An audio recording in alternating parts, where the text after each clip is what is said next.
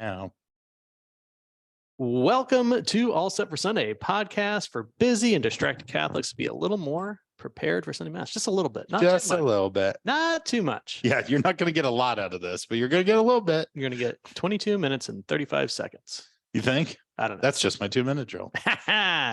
You long 2-minute drill joke guy. My name's Scott Williams. My co-host is Jeff Traylor. Hey, Jeff. Hi, Scott. How are you? Wonderful. Father Andy Syberg is joining us today. Father, He's what's going on? already running his What's up, everybody? We've already got him You just okay? worried, trying to figure out what he committed to. Seasonal allergies, Canadian. We'll go with that. Canadian fire issues hurting your eyes. Dude, this is wild. Yeah. My sister sent me this thing. It's like Indianapolis had the second worst air quality in the world yesterday. Like Dubai was number 1, we were number 2. So, nailed it. I don't know about it. Like, I felt it. I know, like, I was at home yesterday. We were cleaning our basement out, hauling things in and out of the house. Like, it for sure was taking a toll on me. Yeah. Oh, you could smell it. Yeah. We're recording this on Thursday, and yesterday I was flying back from Dallas, and the pilot talked about it. I didn't know because I was in Texas, but it was very apparent because I don't think he saw the runway when we landed because it felt like we bottomed out. Always the favorite part of flying. Yeah. The landing. Well, folks, if you look out the right side of your window, you'll see the runway we should have landed on. All right, you ready to land this plane and move on to? Wait, let's crash this plane. Well, this is takeoff. We landed the banter, and then we're going to taxi over to the 2-minute drill. Got it. And wait to push into the gate for the homily. Yes, Sure. That'll Okay. be the together. jet bridge. Yes, the jet bridge. Yes. All right. 13th Sunday in Ordinary Time. Woo, folks. Welcome to us. Going great. 13th Sunday in Ordinary Time. The first reading comes from, sorry, I'm getting a phone call. Hang that up. First reading comes from 2 Kings, and everybody, if you're a regular listener, I want to update you and let you know it actually comes from 2 Kings this time. This was the phantom reading that got us all tripped up with Father James, but that it is correct this time. So 2 Kings. Yeah. So what we got here is, all right, I do this every single time. Yeah. What is it? Elisha, Father, which is it? Alicia. What? Alicia. I didn't have either. So Elisha, he's on tour. Mhm. He's out and about sharing prophecies and such with people. And there's this wonderful little lady, right? She's very incredibly hospitable. She's a woman of influence, if you will. That's what it says. So she welcomes him into her home, and he comes there enough and enjoys his time that they even set up a little room for him. Like, this is like the best little aunt on earth who's just like, let's just set him up a little room so he has a nice, comfortable place. And finally, he's so excited about this. He says to his servant, like, what can we do for her? And the servant says, well, she's always wanted a child. Her husband's getting a little older. They haven't been able to have a son. So he says, great. By this time next year, you'll have a baby. It's a nice little gift, a little hospitality for hospitality. Nice of Elisha to do that. Our responsor, a psalm forever, I will sing the goodness of the Lord. This is a banger. Yes, absolutely. We did learn this week that we've been playing sound effects in our own headphones that apparently don't show up on the podcast. We were notified by one of our loyal listeners. But we've been really enjoying it. I want everyone else to know that. But to all of our listeners, feel free to tell us when that sort of thing is happening. Like, if it doesn't make sense, I know most of the podcast doesn't make sense, but if something really doesn't make sense, go ahead and let us know. Sound off in the comment section. Drop down. Hit that bell, ring, subscribe. Our second reading comes from Romans, Paul's letter to the Romans, chapter 6. We get this reminder that we are baptized into death, that through our baptism with Christ Jesus, we're also baptized into death. But because of what he's given us and because of what he provides, if we die with Christ, we also rise with him. So we must remember to think of ourselves as dead to sin, but living for God. And it's a nice little just reminder there. Our gospel then comes from Matthew chapter 10, 37 to 42. Jesus said to his apostles, whoever loves father or mother more than me is not worthy of me. And whoever loves son or daughter more than me is not worthy of me. And whoever does not take up his cross and follow after me is not worthy of me. Whoever finds his life will lose it. Whoever loses his life for my sake will find it. Whoever receives you receives me, and whoever receives me receives the one who sent me. Whoever receives a prophet because he is a prophet will receive a prophet's reward. And whoever receives a righteous man because he is a righteous man will receive a righteous man's reward. And whoever gives only a cup of cold water to one of these little ones to drink, because the little one is a disciple, amen, I say to you, he will surely not lose his reward. All right. Thanks, Joe. I liked that cadence. That was a good, Mhm. I liked that cadence of that gospel. It's going to be a good one. You Father mean like the way you read it or the way it was written? The way it was written, I give myself no credit. I'll give you a little credit. That was good cadence. Hey, thank you. Yeah, you're welcome. That's nice. Father, you want to take that credit away? No, I do not. Solid output there. This is solid content. All was good. No corrections to the minutes. No, nothing. Okay, great. What are you preaching on this weekend? Where are you preaching? Well, I'm in the parishes this weekend. So St. Martin's and St. Francis and Clare, and I was working on a homily earlier this week. Saints Francis and Clare. Saints, yes, Saints. STS. And I was working on a homily Tuesday morning, and then after a few hours, it was just like, wait a minute, the deacons are preaching this weekend. So moron. But it's spending time trying to break open the scriptures. That's never a waste of time. So, No. So we can talk about what I was going to preach about. But yeah, the gospel. How It is. could I not? Yeah. So what Independence Day themed homily were you going to give? Well, I hadn't gotten that far. I don't know that I was going to preach about Independence Day. Yeah. Also, you just threw a theme and an idea in my mind of we love independence in this country, but the Lord's like, no. The Lord would be like, no. You depend on me. And anyways, but that's not. More I like wasn't going to talk about it. more like him dependence. Am I right? Ooh. Am I right? There's Everyone out there in podcast land, write that down. Yep. Tape it to your mirror. priests who are actually preaching this weekend. Father Andy, you call Deacon Ron and say, take a seat. I've got a real hit here. I got a real humdinger for you. Yeah, I really resonate with this him dependence thing because I can't find a pair of pants that fit me, and I'm dependent on. That's hem dependence. Oh, Him. got it. My goodness, that was fantastic. That was so good. I've always got to hem those pants. It's my favorite hymn. Yeah. Not to be mistaken for. I brought up Independence Day, Father, because patriotic themed masses are something I find that abhorrent and drive me nuts, but also can't help but laugh at because otherwise I'll cry. So this weekend might also be patriotic hymn dependence. Yeah, well, I mean, there's probably there'll probably be an America the Beautiful or something as a closing hymn around or about the diocese. I do appreciate this country. She can be a little annoying sometimes, but I wouldn't want to live nowhere else. We haven't even gotten to the gospel, but I wanted my favorite experience of this, that just perfectly sums this up, was I once was at a mass where the communion reflection song, post communion, while the priest was purifying the vessels, was the national anthem. It was not being sung, it was just being played slowly. And the person playing it timed out Home of the Brave for the closing of the tabernacle. No way. Yes. And then I went into a full shaking giggle that my wife was pinching my arm, you have got to stop, because people were looking and I couldn't take it anymore. And yeah. How did the people not just started chanting USA? We essentially got that at that mass. It was, anyway. Hymn dependence. Well, see, there's a hierarchy, there's an order to things, and America comes a little further down the line. which honestly, that can be our segue back to the gospel, because Yeah. Jesus is like, there's a pecking order here. And if I'm not at the top, well, that ain't going to work for this guy. Yeah. Kind of All right. deals. So what were you going to preach on? Let's get back to that. Yeah. Let me see if I can pull up the whole things. Yeah.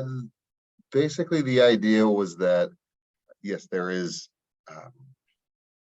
a pecking order, and like our families are awesome, but our families, like everything else in this world, like they've been compromised by the fall. Like the enemy of humanity cowers in everything, even within our families. And like all of our families are made up of like compromised individuals who've been affected by the fall, all of these sorts of things. And so we just need to be careful about that, because the family is really important. It's powerful, and those relationships are like probably some of those important bonds that we make in our life. So the family needs to be protected, but it can never come at the cost of the Lord coming second. And actually, we do our families a disservice if the Lord is not first in our lives. So that was kind of where the setup was going. And then I was like, oh, the deacons are preaching. Close that laptop, go to Taco Bell or something, and that's why. Celebrate Independence Day. And celebrate Independence Day by eating Taco Bell. All right. So in the 3 hours of preparation, so far we've got pecking order, and Yeah, God, that's God is first. I love it. What any like the presentation is not super complex, right? what but it's hard. This is something that my wife and I were talking about the other day, is that we know in our brain that there is a foundation and a pecking order, like you mentioned, that God comes first in our life and vocation. Marriage comes second, and then comes our children, and then everything else. And that is the order that has been prescribed to us. But the thing that we fall trapped to often is our kids are exhausting, and at the end of the day, we get them down for bed and we're exhausted and we just want to relax. What kind of practical advice in like the chaos and busyness of family life to be able to put God and your marriage above in that order? First of all, I would say like that's pretty natural that you would want to come to the end of the day and we're like, yep, we're done. Like, We're just gonna melt into this couch for an hour, and then like it's me and my wife right now. The kids are asleep. Like those are good things. And even like inviting the Lord into that, like even like a short little prayer, like, Lord, like we've done our due diligence today. We've done our good deeds. We're just gonna sit here and relax. And to like husbands and wives, like it's like the Lord glories in that. Like he's not. That's a good thing. To be able to take that time, like for me and my wife, for me and my husband, that's a good thing. As far as like how we sort of getting the Lord in that proper place, because it's I think a lot of people say, the Lord, I do want him up there, but how do some practical things, and that's like trying to, boy, this is a terrible way to say this, like squeezing the Lord in. No, you don't want to do that, but like when you're with your kids, like you're driving all these different places, like break up a rosary or stuff, and then pray like 5 Hail Marys, from one place to the next, and talking to your kids when you have them kind of like locked into the car or something when they can't go anywhere. Like that's a good time to talk to them. But it just, and even at the start of your day, inviting the Lord into your day becomes really important. So it's like, I've got these things to do, Lord, please, like, I don't want to forget about you. And I just be present with us, today. Yeah. Because we do get busy. We do start thinking about all these different things. We're not thinking about Jesus 24/7. So even, like kind of establishing at the beginning of the day, like even as you're getting ready, like, getting dressed, washing, brushing your teeth, all these things, like, just like talk. I love talking to the Lord in the morning. Because it's like, I got these meetings today, Lord, and some of them are going to be pretty hard or whatever. Just like be with me. And like automatically you're like, oh, I put the Lord at the center of the situation. Mm. That's actually a very sort of calming thing, especially when there's just kind of an intense day coming up or a full day, even just a regular full day. Yeah. Jeff, you have any tips? You've been married for Going on 18 years. 18 years happily. Yeah. All of them. All of us. Every one of them. And I'm not always great at I will say this, like I feel very good about the fact that like when I think about it, when I read these readings and I look at something like this, I'm like, absolutely. The Lord is the most primary thing, the number one thing. He is the most important. I love my wife. I love my children more than I ever knew I could love something on earth, but I absolutely love my Lord more. I think the practicality of it, of what you're talking about, is like, okay, but do I do the same things to show that to God? But that's where, you know, I'm lucky to be a part of a great prayer group of guys that I meet with on a weekly basis and pray with. Scott happens to be one of them. But it's interesting, like we just met last night and I think what we talked about kind of plays into this idea that like our existence as humans who love God is in itself this incredible glorification to him. And I would like to think that like the time I choose to focus on my wife, the time I choose in my marriage, the time I choose to focus on my kids, even in frustration, even in like, but the time that if I'm doing those things and I'm trying to do them well, I think it's important what Father Andy's saying, like to acknowledge, like giving that acknowledgement at the beginning of the day or at the end of the day of like, this is why I'm doing this, helps us in our own brains make sure that we're acknowledging it. But like being a good dad does glorify God. It is, that is important. That shows him that we care deeply about him because we're trying to, like, this is the gift that he's given us and we're trying to be good stewards of that gift. So I don't know. Yes. And maybe I'm just tricking my brain into like not feeling as bad about like not spending as much time in direct prayer with him and things. But I would like to think that like if my actions, if I recognize fatherhood as this incredible gift from God, which I very truly do, then trying to be a good dad is in itself like one of the best things I can do to show. But you've talked about a lot of time, like when you worked in high school ministry, that, you know, you would see the rate of divorce skyrocket after, you know, all the kids leave the house. And like, and how does that play into it? I don't want to speculate that like I know why everybody got divorced, but I think it's the lack of acknowledgement in that of like, why does this gift exist in my life? Right. Like I get to coach my kid in baseball and do all of these ridiculous things and travel, but I get to do that because God gave me this gift and gave me this incredible responsibility, not just gift, but like asked me to be a good steward of it. Right. And I would say that like when we lose people who lose focus of that from as the like in the initial piece, that's where you saw, I would sadly see families that like their entire life and focus just became getting their kids to and from things and living and helping their kids succeed at stuff and forgetting that like helping somebody succeed at something is different than being a parent, is different than like recognizing the responsibility, like you've said about like that.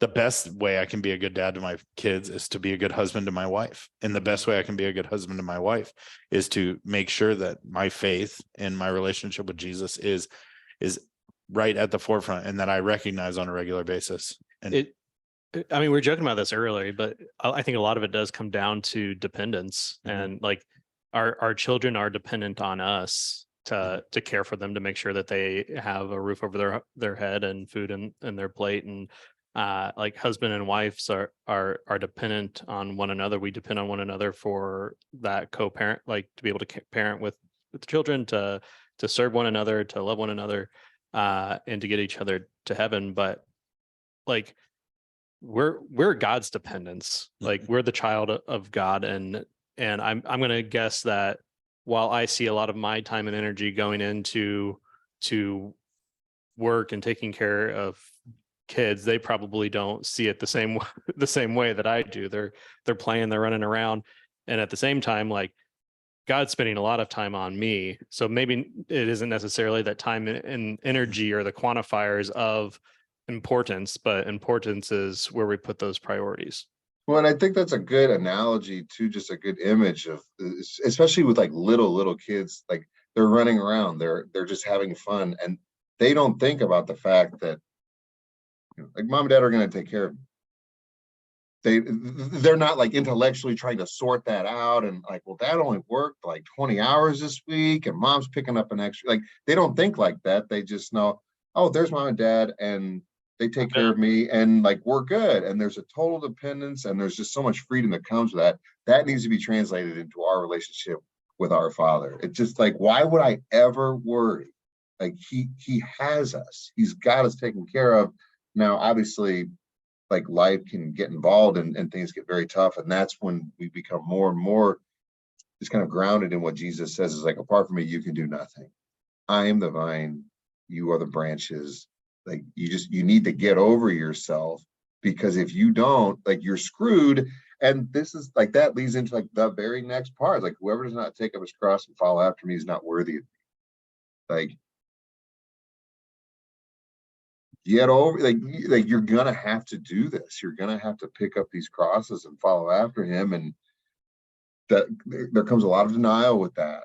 And sometimes like our kids are crosses, our ministry is crosses, our vocations are crosses, but it's like, Lord, I'm doing this for the greater glory of your name. And you know, and that's got to be enough sometimes. Well, and I think it's more than enough. Yeah, it says there that we're not worthy, not that we're no longer dependent, Right. not that he won't continue to care for us. It's just saying, like, in the same analogy, right? Like, there are moments as a father that I find myself thinking, like, how are these kids so ungrateful for what they have, right? How do these kids not see it? But like, the best part is knowing that like God never feels that way. He's never sitting there saying like, that Jeff is such an ungrateful turd. Like he's like, he should. Well, yeah. and he's right, but that's the fall of me, right? That's the fault in me that recognizes that and sees it, rather than saying, and I have to then step back and remind myself that like, yeah, but like if I'm doing these things and I raise them right and I raise them to love Jesus, I've had that. I remember times where I've talked to my kids, and I'm very lucky that my kids have a wonderful devotion to the Eucharist and adoration, and that's an important part of their lives. But I remember when they were younger, and still every once in a while, even with my 16-year-old, I would say, you know, hey, you know, I love you. And they'd say, yeah, I love you too. And I'd say, but do you love Jesus more? And I'll never forget Scott's favorite of my children, Charlotte, was probably 8 or 9. And she just looked at me like I had an arm growing out of my forehead and was like, yeah, like, of course I love Jesus more than you. Like, and I was like, those are those moments though, where I'm like, well, I could not do any better as a father if that's the case, right? Like, I want my children to love me, but the number one thing I want them to know is that they should love Jesus more. Well, and you know, we have this father, mother, son, daughter, but this really does extend to essentially all areas of our lives. Like the Lord is the Lord of our life, and like we're all gonna labor under some kind of master in this life. That is just a foregone conclusion, and so you better make it the Lord, because you know there's just nothing but a lot of heartbreak that comes after that. And honestly, yeah, we compromise sometimes. We are inconsistent sometimes. It's not that we don't love the Lord and we don't want him to be the Lord of our life, but sometimes we kind of fall in front of some golden idols because this is just kind of a little easier right now. This is a little less demanding right now. And so Jesus is like, pick up that cross. And sometimes the cross is giving the Lord 10 minutes in prayer. That could be like the heaviest cross, you know, of your week, where you just, I don't want to pray right now. It's like, well, yeah, that's how we get led to holiness. And you think about that with your kids, like your kids seeing, you know, dad just kind of in like the corner of the living room or something, just like reading the Bible. Like that's a powerful example for your kids. Dad, what are you doing? I'm getting to know the Lord better. You know, but it is like sometimes, yeah, even like folks, It happens out there, even to the saints.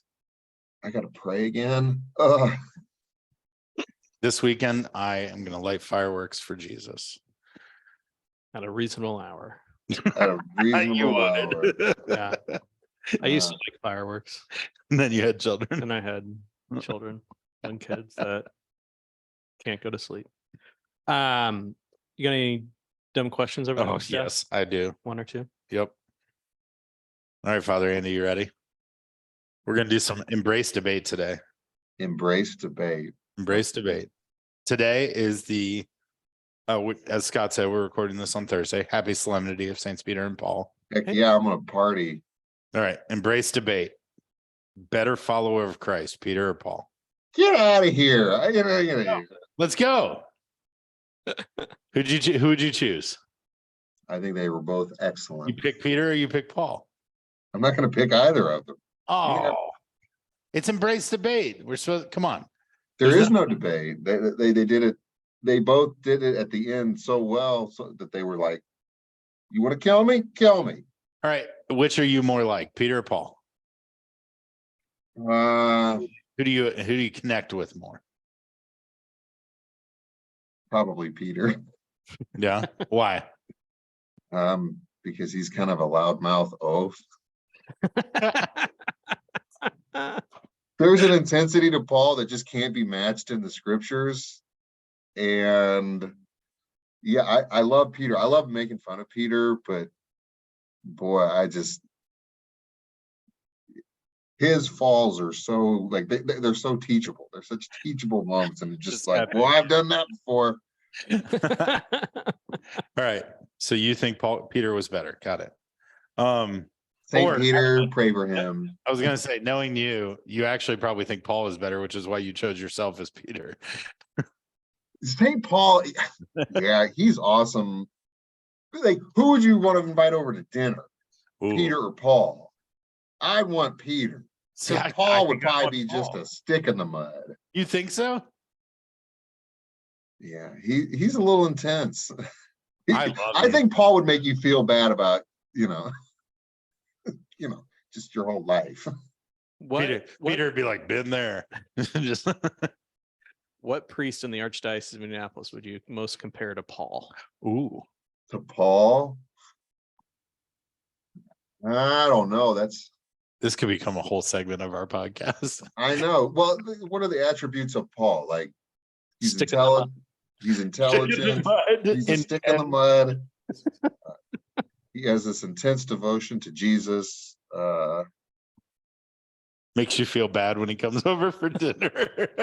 Tells you that you had more sins than you actually confessed. No, I'm being rough on Paul. Paul's pretty awesome. He's probably more compassionate, I think. So you didn't answer the question though. Who would you say? You noticed that, huh?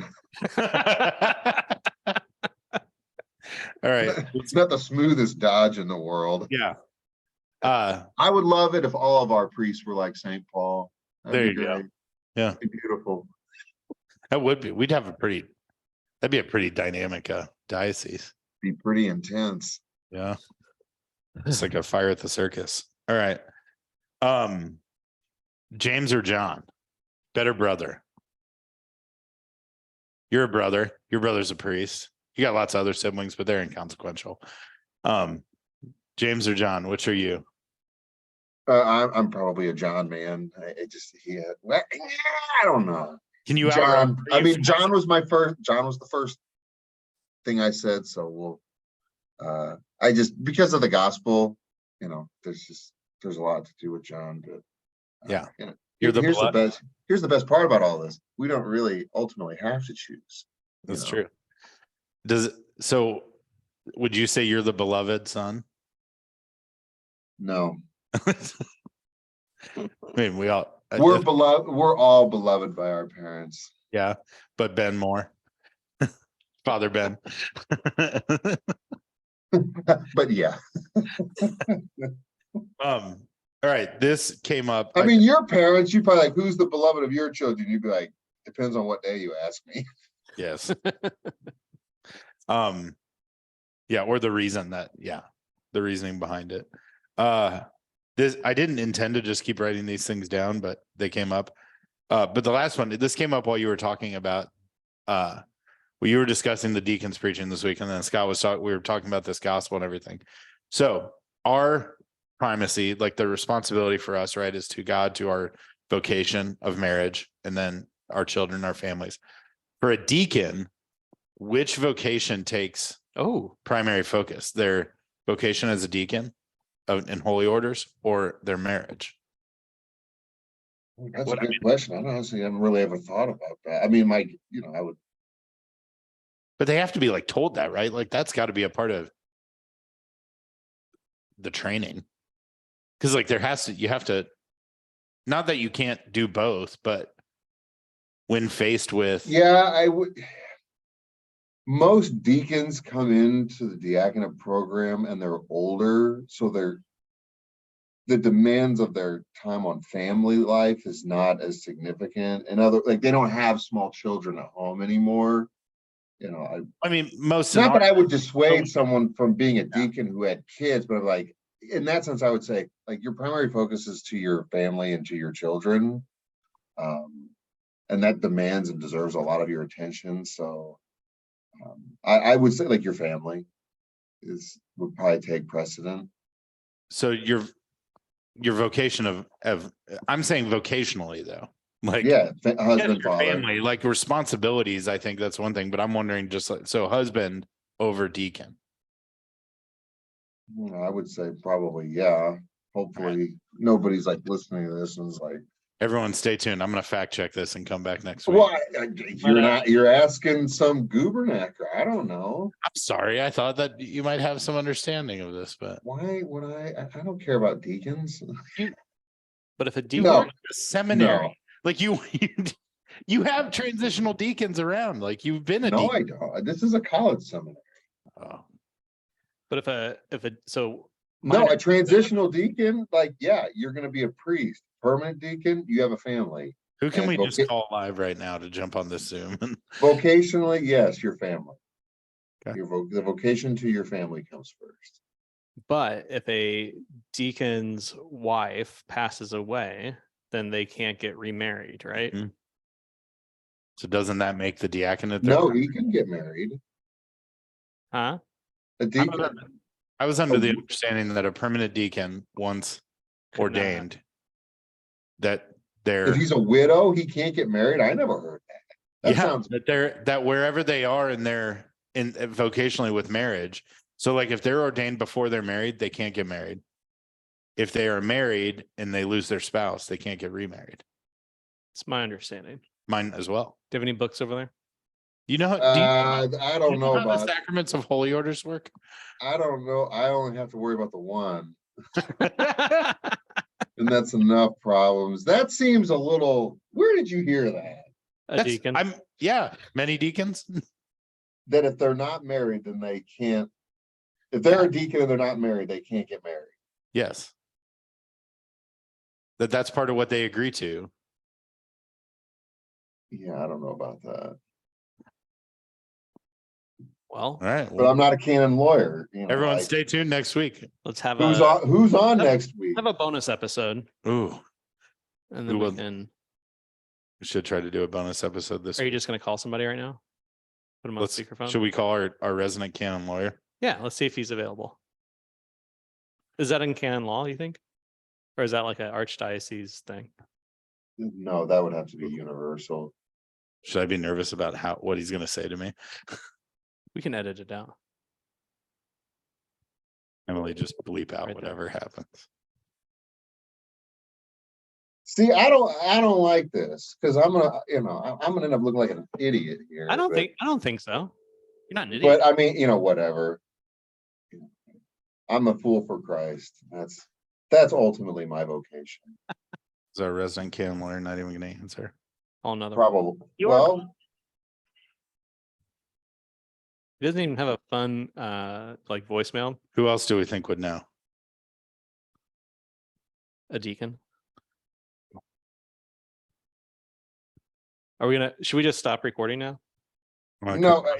I'm gonna try Deacon Rick. Let's see what we can get. Deacon Rick. Wagner. He's a guest of the pod. See, we run down these questions and all mayhem starts breaking loose. But my God, Nobody's answering. it's 10:10. Yeah. All right. It's 10:10 on a Thursday. We could have just Nobody's got mass right now or anything. we can just Google it by now, right? Oh, we probably can. We ask the internet. The internet, it never steers us wrong, right? How about Father Peter? Do you think he would? Who would you trust to know the answer to this, Father Andy?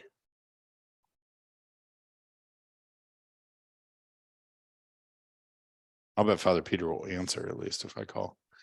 If they are not married at the time they are ordained, they cannot marry after and are expected to live a life of celibacy.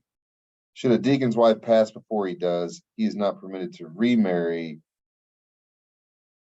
This was from September 2013 from, I don't know who that is. Good source.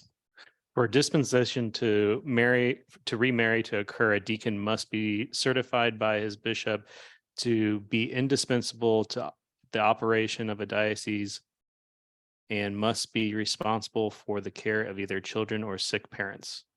Both elements need to be present in the United States. Those circumstances, would rarely ever occur. All right. By next week, I'm going to prep our next guest to do some research. Who is the next guest? That's a good I question. don't know. I think we had to do some rescheduling, so I'm not really sure. See, And if you're still listening to this podcast, at this God point, bless yeah, you. you deserve a pat on the back Ooh. for that one. Father Patrick, he'll know. Dominican. Father Patrick. Hyde. Oh, he probably would. He's pretty sharp. Yeah. all right. You guys want to spend. You want to come back? You want to come You're back sharp next too. week? See these questions. I'm concerned with other things like blessing the Lord with my time, not being concerned about where With your time. That's not great. whether deacons can get remarried or whatever. I only have so much RAM up here in this noodle. And it ain't a lot to begin with. All right, All right. Father Andy, thank you so much Shut down your for sharing your noodle. Yeah. All right. Bye, Father. Later.